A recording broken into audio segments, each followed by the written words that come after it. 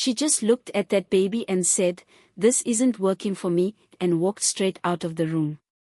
If you watched tonight's Inimba, you know exactly the moment I'm talking about, and if you didn't, stay right here, because this episode hit different from anything we've seen from this storyline so far. Welcome back to the channel, family. Today we're breaking down the latest episode of Inimba, and honestly, this one left a lot of us sitting in silence by the end.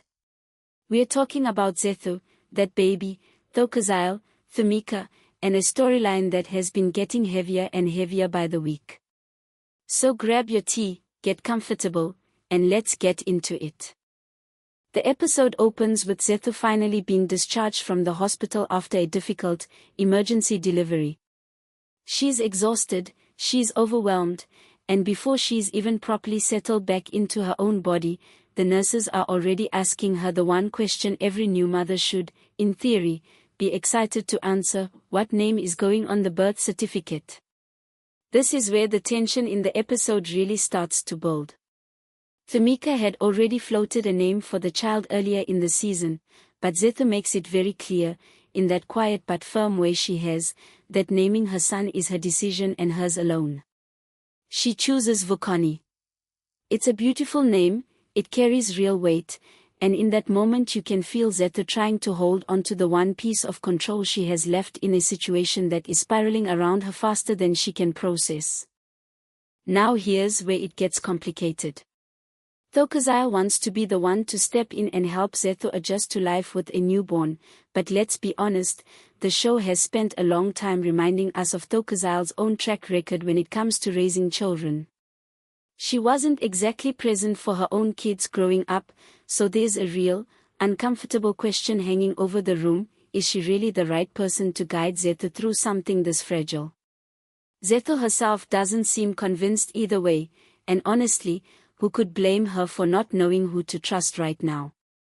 She's adamant that she doesn't want to move in with Thumika, she wants to go back to her own home, and she's willing to let Thokozile help her get there, at least for now. But from the second the two of them walk through that door together, something feels off. You can see it in the way Zethu holds the baby, the way she doesn't quite look at him, the way her whole body seems to pull back instead of in. It's subtle, the show doesn't hit you over the head with it, but it's there, and it's exactly the kind of slow burn detail the storyline has clearly been building toward for weeks. And then, right in the middle of all of it, Thokozile's phone rings. One of her boyfriends is calling.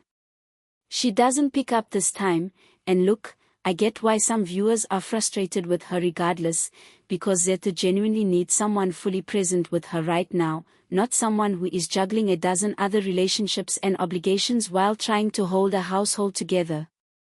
It says a lot about where Thokozile's priorities have historically sat, and even though she's clearly trying to grow and show up differently this time, old habits and old distractions have a way of creeping back in at the worst possible moments. Zethu, for her part, keeps insisting she doesn't need help, that she's fine, that she can manage on her own, and if you've ever watched anyone go through something like this in real life, you know that's usually the biggest warning sign of all. Refusing help doesn't mean you don't need it. More often than not, it means the exact opposite, and it means the people around that person have to be paying even closer attention, not less. This is where the episode brings Thandika more firmly into the picture, and honestly, a lot of fans in the comments this week have been saying she might be the most level-headed option for Zethu right now. Thumika means well, nobody's denying that, but there's a real worry building that Thumika is going to get so wrapped up in bonding with her new grandson that she won't actually focus on what Zethu needs, which is support for her mental health first and foremost. If Thumika ends up taking over the caregiving completely, Zethu might get the physical space she keeps asking for, but that's not the same thing as getting real emotional support. Thandika, on the other hand, seems to genuinely understand that Zethu can't be pushed, she has to be met exactly where she is, on her own timeline. It's a tricky, delicate balance, and the show is doing a solid job of showing just how many well-meaning people can still get things wrong when someone they love is struggling in a way they don't fully understand. What makes this particular family dynamic so compelling is that nobody here is actually the bad guy. Everyone believes, sincerely, that their approach is the right one, and that's exactly what makes it so hard to watch play out, because you can see the collision coming from every angle at once. Meanwhile, across town, we cut to Zolika, and this is a storyline that's been quietly simmering for a while now before finally boiling over this episode.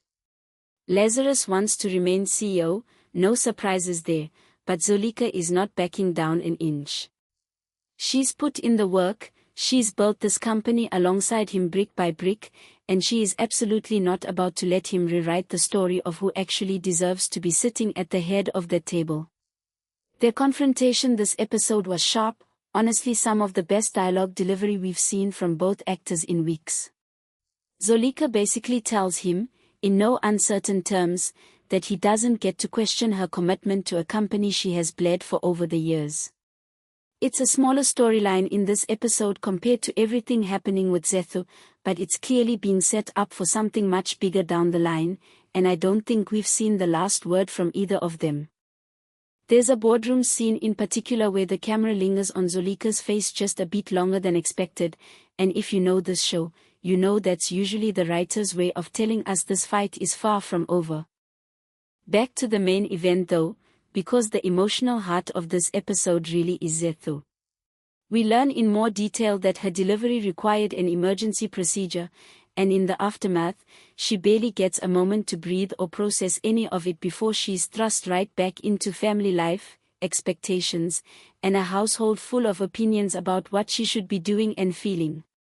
When she finally holds baby Vukani properly for the first time on screen, you can see she's trying, she genuinely is, but something isn't connecting the way everyone around her seems to expect it to.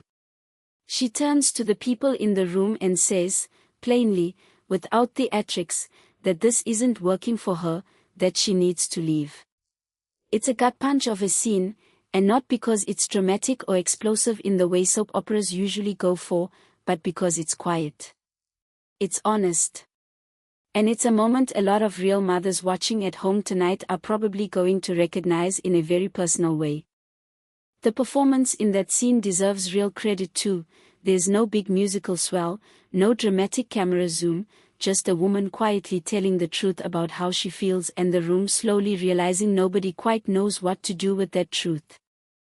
This is the show, whether intentionally or not, putting a real spotlight on postpartum depression, and it's doing it in a way that doesn't feel exploitative so much as it feels observant and, dare I say, respectful. Zethu isn't written as a villain for struggling to bond with her son.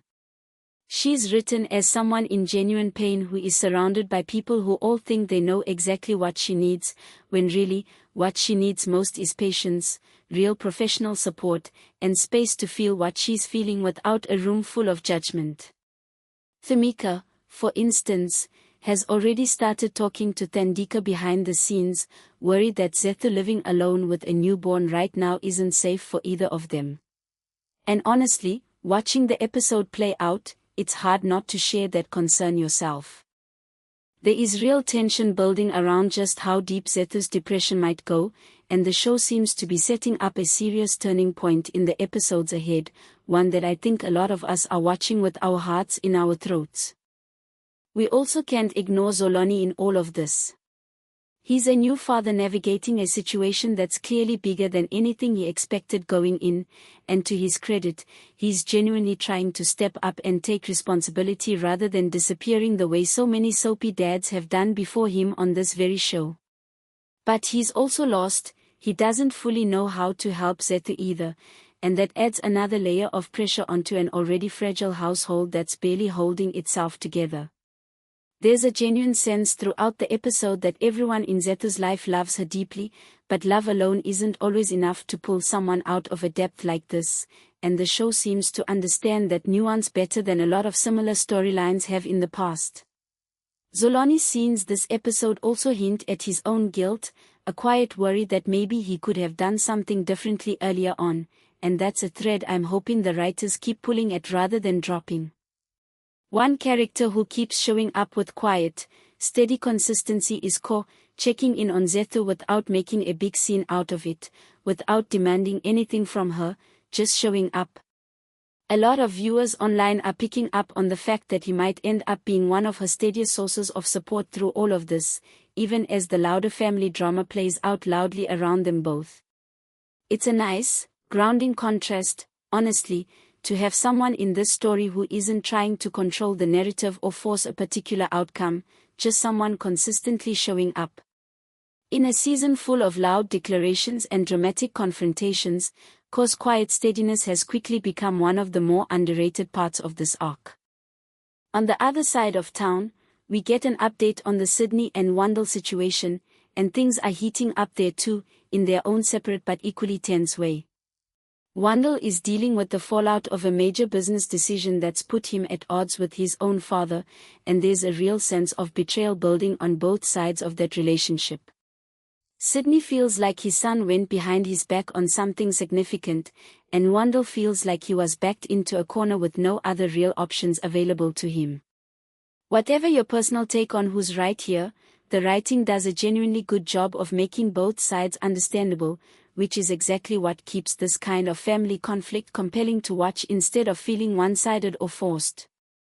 It's clear this rift is going to widen before it heals, and the show seems to be laying groundwork for a much bigger confrontation between father and son in the coming weeks. There's also a lighter thread running through the episode involving preparations for an Amjadai, a traditional ceremony, and it's honestly a welcome breath of fresh air in an episode that's carrying so much heavy emotional weight everywhere else. The cultural detail here is lovely and clearly cared for, and it's a good reminder of why this show resonates with so many of us in the first place. It doesn't just tell a story for the sake of drama, it roots that story firmly in real tradition and real community, which gives even the quieter scenes some genuine texture.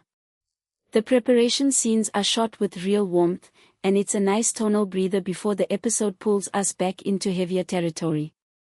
So where does this leave us heading into next week? Zethu's mental health is clearly going to be front and center of everything, and there's real concern building among the characters, and honestly among us watching at home, about just how far this could go if she doesn't get the right kind of support soon enough. The show has planted a lot of seeds in this single episode alone: the ongoing question of who should really be caring for Zethu, the widening power struggle between Zolika and Lazarus, the growing rift between Sydney and Wandel, and Zolani trying to find his footing as a brand new father in over his head. That's a lot of story to carry all at once, but Inimba has consistently proven over time that it can juggle multiple emotional threads without dropping any of them along the way, and this episode is a strong reminder of exactly why this show keeps pulling us back week after week. What did you think of tonight's episode? Drop your thoughts down in the comments, especially on how you think the Zethu storyline should be handled going forward, because this fanbase always has strong, passionate opinions and I am here for every single one of them, so don't hold back. If you enjoyed this breakdown, go ahead and hit that like button, subscribe if you haven't already, and turn on notifications so you don't miss next week's recap the moment it drops. Until then, take care of yourselves out there, and if anything in tonight's episode hit close to home for you personally, please know that postpartum depression is real, it's treatable, and reaching out to a healthcare provider or a support line is always a strong and genuinely worthwhile step to take. See you in the next one.